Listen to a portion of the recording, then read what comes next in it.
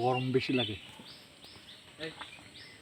দুর্গম পাহাড়ে হাঁটতে হাঁটতে আমরা যখন নাকি পাহাড়ের সবাই খাইতেছে। সর্বোচ্চ হ্যালো গাইস, শৃঙ্গে ভোগ লাগতেছে তো তো টাইম পার হয়ে গেছে। আমরা ক্ষুধার্ত সবাই পথের ভিতরে একটা কাঁঠাল গাছ দুই একটা আছে, আম খাইতেছিলাম তখন ওই যে কাঁঠাল গাছ হাঁটতে হাঁটতে দেখে যাইতে যাইতে দেখলাম যে একটা কাঁঠাল গাছ, এই যে কাঁঠালগুলো হাতের লাঠি দিয়ে যখন নাকি একটু পড়ে আছে। এই যে ভাইরা রাজ ভাই একটু করে দেখেন, এই যে জুয়েল ভাই, এই যে ভাই ফরহাদ ভাই, ফরহাদ ভাই একটু করে দেখেন এদিকে।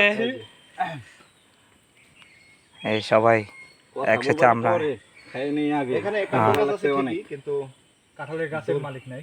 কাঁঠালের গাছের মালিক নাই, আর এক দুটো হচ্ছে খাওয়ার মানুষ নাই। আমরা খাইতেছি। মানে আল্লাহর বড় একটা নিয়ামত যে আসলে আমরা এই যে কাঁঠাল খেতে পাচ্ছি, এই যে দারুণ। এটা হচ্ছে পাহাড়ি কাঁঠাল। পাহাড়ি আমরা আছি প্রায় 3000 হবে ভাই, 3000 ফিট উপরে পাহাড়ের সে চূড়ায় পাহাড়ি কাঁঠাল গাছ, যেটা আসলে এর কোনো মালিক আছে কিনা তাও আমরা শিওর জানি না। তবে গাছের নিচে কাঁঠাল পেকে পড়ে আছে, কেউ খায় না। কেউ খায় না, গাছে থেকে পেকে পড়ে যায়। সেহেতু আমরা একটা পাকা কাঁঠাল সেখানে দেখছি যে কাঁঠাল দেখা মাত্রই বুঝছি যে এটা পাকা। তো সেই কাঁঠালই আমরা খাওয়া শুরু করছি।